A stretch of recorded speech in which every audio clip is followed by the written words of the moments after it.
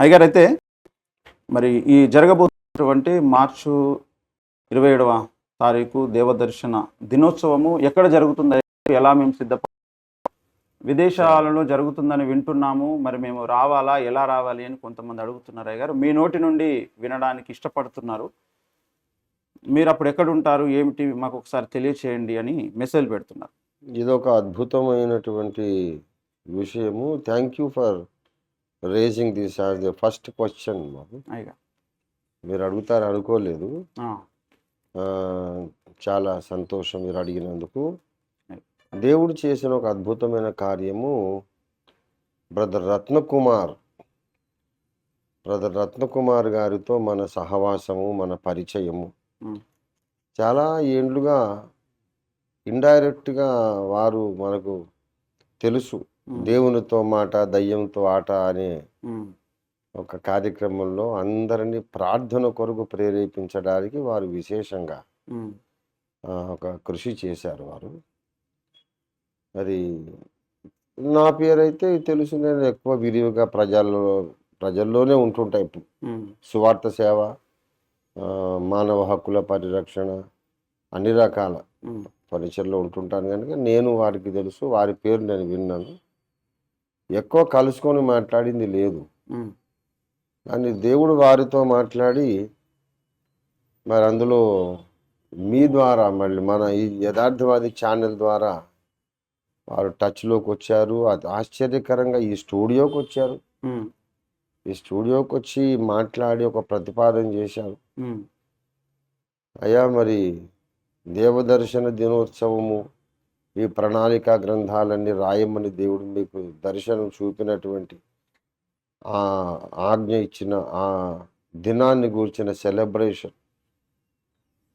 అది అంతర్జాతీయమైనటువంటి ప్రాముఖ్యత కలిగింది కదా. ఇండియాలో చేస్తే ఏమి లాభం? ఉమ్, అంతర్జాతీయంగానే చేద్దాం, అంతర్జాతీయ వేదికల మీద చేద్దాము.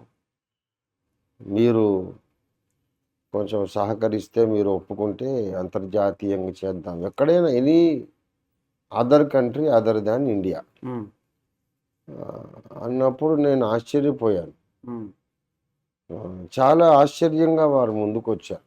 ఉమ్, దానికి ఒక తక్కువ రేట్లోని, అప్పట్లో ముందు సింగపూర్ అనుకున్నాము. అవును. తర్వాత అది చాలా కాస్ట్లీ అయిపోతుంది, మనోళ్ళు అందరూ అఫోర్డ్ చేయలేరని ఉమ్, సింగపూర్ నుంచి కొంచెం ఒక రీజనబుల్ డిస్టెన్స్లో థాయిలాండ్ బ్యాంకాక్లో ఫైనల్గా జరపాలని ఒక నిర్ణయం తీసుకున్నాం. ఉమ్, అక్కడికి రాగోరేవారు అప్ అండ్ డౌన్ టికెట్, తర్వాత అక్కడి అకామిడేషన్, వాళ్ళకి ఫుడ్, అన్నీ ఏ టు జెడ్. 3 దినాలు కన్వెన్షన్ అయిన తర్వాత ఒకరోజు సైట్ సీయింగ్, ఉమ్, మళ్ళీ రిటర్న్ చేయడం, అంతా కలిసి 50,000. ఉమ్, వారు ఇంకేదన్నా తగిలినా ఏదైనా వారు ఇదే నేను చూసుకుంటానన్న రత్నకుమార్ గారు. తర్వాత ఏదైనా మిగిలిన దైవజనుడికి భారీ ఎత్తున కానుక ఇవ్వాలని, అంతేకాదు ఆ అంతర్జాతీయ వేదిక మీద దైవజనుడి గ్రంథం ఒకదాన్ని రిలీజ్ చేయాలి. ఆ ప్రింటింగ్ కాస్ట్ కూడా వారే పెట్టుకోవాలని రత్నకుమార్ గారు. ఇన్ని గొప్ప తీర్మానాలు పాస్టర్ గారిలో దేవుడు పుట్టించాడు. ఉమ్, నాకే ఆశ్చర్యం అయింది. సరే, ఇది దేవుని పరిశుద్ధాత్మ కదలిక, దేవుని మూవ్మెంట్ అని గ్రహించి నేను కూడా ఒప్పుకున్నాను. ఉమ్, మరి మార్చి 27వ తారీఖు అయితే అక్కడ ఏంటంటే అక్కడ ఆ స్థానిక సంఘాలందరూ కూడా రావాలి. అక్కడ బ్యాంకాక్లో ఇంకా ఇరుగు పొరుగు ఫారిస్ట్ కంట్రీస్లో నుండి రావాలంటే వాళ్ళ పాస్టర్ గారు అక్కడ లీడర్లను కూడా వేదిక ఇద్దాం వాళ్ళకు కూడా. వారు కూడా ఒక అరగంట వాక్యం చెబుతారు. మెయిన్ మెసేజు నా ద్వారా ఉంటుంది. ఆఖరి రోజైతే మొత్తం అంతా మనం 27వ తారీఖు అప్పుడు అందరూ ఉంటారు. అనేక మంది, వందలాది మంది మరి నాన్ ఇండియన్ చర్చెస్, భారతీయేతర క్రైస్తవ సంఘాలు వాళ్ళ ముందు అసలు మన దర్శనం ఏంటో వివరిస్తాం. ఏంటి దేవదర్శనం ఏంటి, దేవుడు ఎప్పుడు ఎలా ఏమని మాట్లాడాడు, ఎలా నెరవేరుస్తున్నాడు అనే విషయం ప్రపంచ క్రైస్తవ సమాజానికి బ్యాంకాక్ వేదిక నుండి తెలియజెప్పాలి అనే గొప్ప దర్శనంతో ఏర్పాట్లన్నీ జరిగిపోతున్నాయి. ఆల్రెడీ అక్కడ వెన్యూ అంతా బుక్ అయిపోయింది. నేను అక్కడ ఉంటాను. ఆ 4 దినాలు అక్కడే ఉంటాను. మిగతా వివరాలు మరి ప్రేక్షకులు, వీక్షకులు ఎవరైనా ఇంట్రెస్టెడ్ పీపుల్ ఉంటే మార్క్ బాబు గారిని సంప్రదించండి. దయచేసి వారు మీకు అన్ని వివరాలు కూడా తెలియజేస్తారు. ఎవరు వెనక్కి వెళ్ళొద్దు. ఇది ఒక మాట అందరికీ నేను చెప్తున్నాను ఏంటంటే, రంజిత్ ఓఫీర్ గారికి సంబంధించి ఏ చిన్న ప్రోగ్రాం కానీ పెద్దది కానీ ఏది జరిగినా అది ఓఫీర్ గారి కనుసన్నల్లోనే జరుగుతుంది. ఓఫీర్ గారిని అమాయకుడిని చేసి చిన్న పిల్లోడిని చేసి ఎవ్వరు ఆయనను కోడి పిల్లను గంపలో గప్పెట్టినట్టు చేసి చంకలో పెట్టుకొని పోయి ఏదో చేసేది ఉండదు. ఎవరైనా నా ముందుకు ప్రతిపాదన తెస్తారు. నేను దేవుడి తట్టు చూసి ఆయన అవును అంటే నేను ఇక్కడ అవునంటాను. కాబట్టి జరుగుతున్నది దేవుని వల్లనే జరుగుతుందని గ్రహించి అవకాశం ఉన్న వాళ్ళందరూ సహకరించండి. తప్పకుండా మీకు అదొక మంచి అవకాశం.